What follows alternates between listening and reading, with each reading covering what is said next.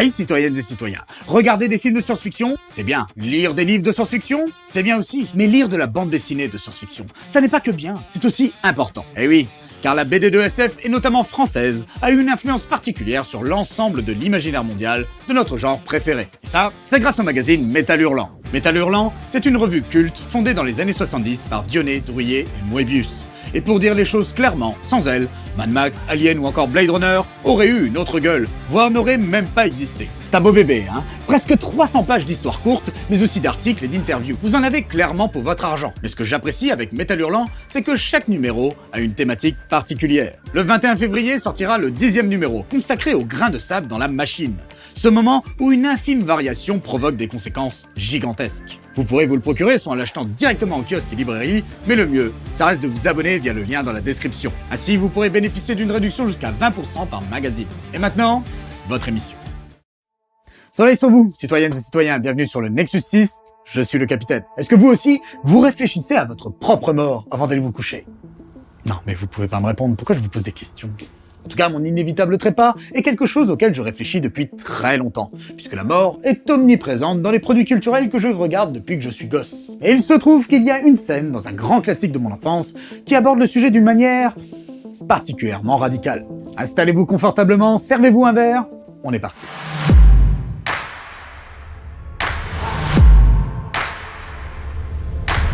Sorti en juillet 1987 aux États-Unis et en janvier 1988 en France, Robocop lance ce que je nomme la trilogie SF de Paul Verhoeven, avec ses deux autres chefs-d'œuvre que sont Total Recall Tu te casses sur Mars. et Starship Troopers. Tout le monde se bat, personne ne se barre. Chacun de ces films aborde des thèmes chers aux réalisateurs. Le libéralisme destructeur qui oppresse, Il n'a pas de nom, il a un programme. C'est un produit. l'altérité, tant physique que psychologique, Tu es un mutant. et bien évidemment, l'ultra-violence.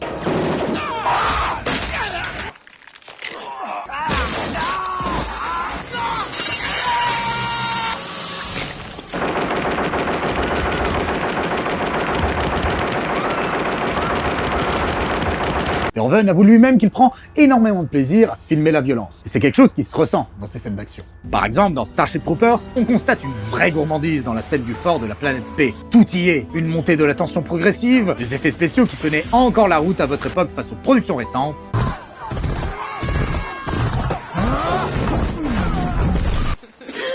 Une situation désespérée qui nous tient en haleine, un déluge de balles et d'actions, des émotions, putain de merde, c'est génial. Mais ce n'est qu'un des aspects du réalisateur qu'est Verhoeven, car sa fascination pour la violence ne s'exprime pas uniquement par son côté fun.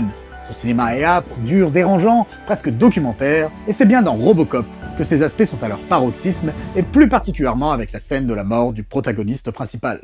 Alex Murphy est un flic qui vient d'être transféré dans le secteur métro ouest, un des pires quartiers de la ville de Détroit, une ville qui de base est déjà assez pourrie. Ça, c'est Détroit. Et ça, c'est Détroit après l'attaque. Il règne l'OCP, un conglomérat capitaliste qui contrôle tout, mais surtout la police. Une police à deux doigts de se mettre en grève du fait de conditions de travail difficiles et du manque de moyens. C'est dans ce contexte que Murphy et sa nouvelle coéquipière, l'agent Lewis, commencent leur journée par une course-poursuite avec des braqueurs. Sans renfort, ils décident de se séparer afin de les arrêter, une décision qui mènera Murphy vers son destin, la mort. Puis renaître.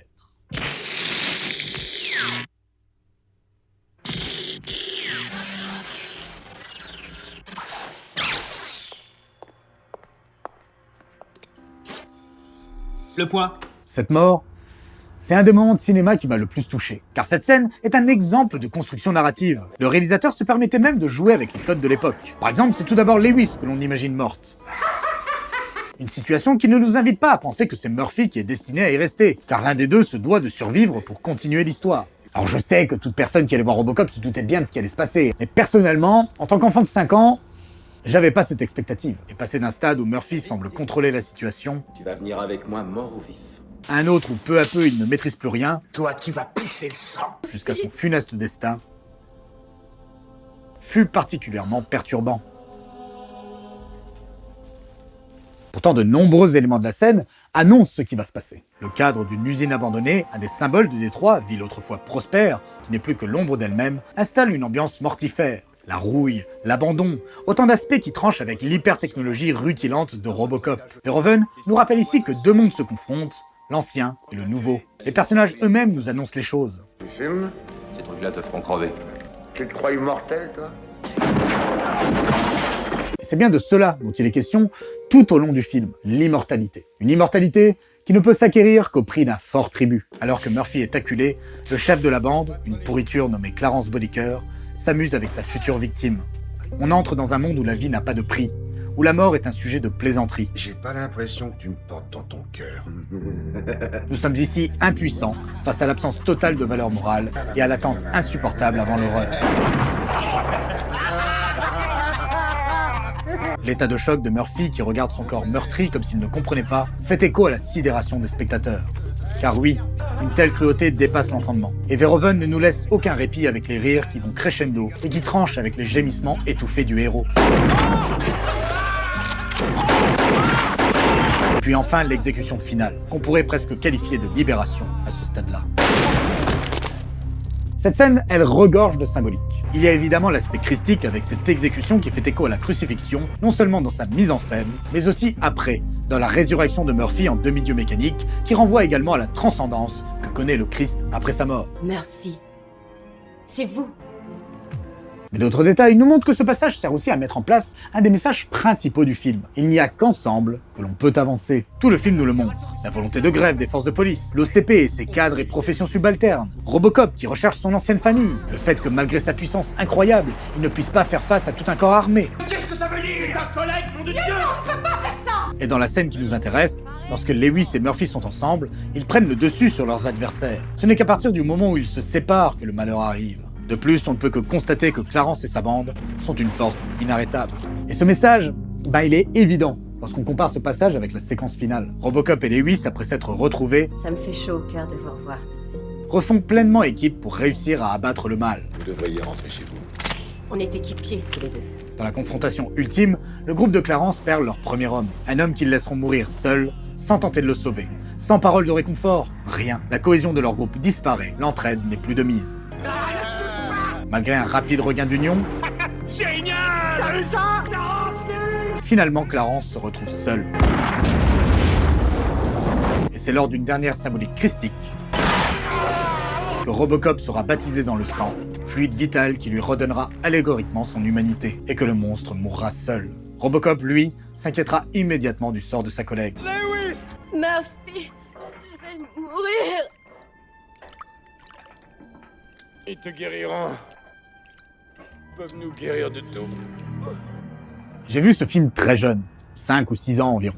Mais il y a quelque chose qui me sidère, c'est que j'ai beaucoup plus de mal à regarder la mort de Murphy aujourd'hui qu'à l'époque. Lorsque j'étais enfant, je constatais tout à fait la violence extrême de l'acte. Et si elle me dérangeait, évidemment, elle ne m'atteignait pas autant qu'une fois adulte. Les gens qui mouraient, j'en voyais sans arrêt dans ces blockbusters des années 80-90. Et la mort était quelque chose de parfaitement abstrait pour moi. Papa, tu sais faire ça? J'irais même jusqu'à dire que j'étais impatient que Murphy meure, car je n'avais qu'une seule envie, voir Robocop. Et c'est bien sa mort qui permettait la naissance de ce personnage. En tout cas, ce n'est pas sa composante gore qui rend cette scène particulièrement insupportable. Eh regarde, il est encore en vie. C'est la compréhension des conséquences que ce meurtre a sur le personnage de Murphy. Sa solitude dans ce moment atroce, la perte de sa famille, le fait de laisser son fils sans père. Vous ne voulez pas le décevoir. Exactement. En définitive, c'est notre maturité émotionnelle qui nous amène à la compréhension profonde de l'horreur de la situation, pas des gerbes de sang. Et dans une société où l'on préfère tout aseptiser pour supposément protéger les jeunes, ne pas les choquer, censurer et édulcorer comme pour éviter ou retarder l'émergence de cette maturité, on en oublie l'essentiel.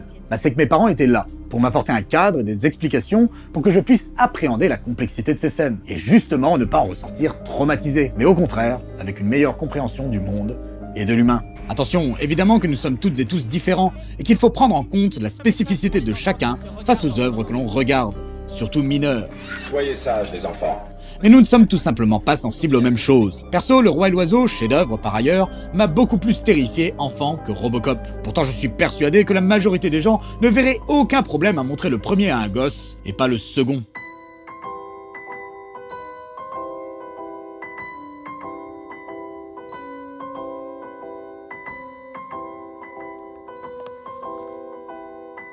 Donc que faire? Le sujet est complexe, mais il est clair que je considère que l'édulcoration générale que je ressens dans les œuvres mainstream de votre époque, notamment les blockbusters, sans aucune aspérité, aucun caractère, va à l'encontre de ce à quoi sert l'art au sens large. Bousculer, au moins un peu, frustrer, un minimum, déranger, un chouïa, car les vraies douleurs, les traumas réels, ce n'est jamais l'art en tant que tel qui les crée. C'est le cadre dans lequel on vit, c'est la violence du monde réel qui fait mal, pas la mise en scène de celle-ci. Et par exemple, le fait d'avoir eu des parents présents, comme je le disais, pour m'aider à comprendre ces œuvres que l'on aurait déjà à l'époque pas considérées comme étant de mon âge, c'est une chance et un luxe que tout le monde n'a pas. Et c'est bien cette réalité, parmi tant d'autres, qui a des effets délétères dans la vie des gens, pas le fait d'avoir vu un pauvre type transformé en hachis. Quand je vous disais que c'est le groupe qui nous permet d'avancer. Et voilà, je suis devenu un adulte complètement responsable et parfaitement équilibré. Bon, après oui, je suis pirate de l'espace et je tue des gens toute la journée. Mais ça n'a rien à voir. N'oubliez pas de vous abonner, de débattre dans les commentaires, citoyennes et citoyens, et n'hésitez pas à proposer des scènes qui vous ont marqué également. Et si vous souhaitez continuer à voir le Nexus 6 voler, il y a notre page Tipeee pour nous soutenir. Merci pour votre écoute, et à très bientôt sur le Nexus 6. Ciao.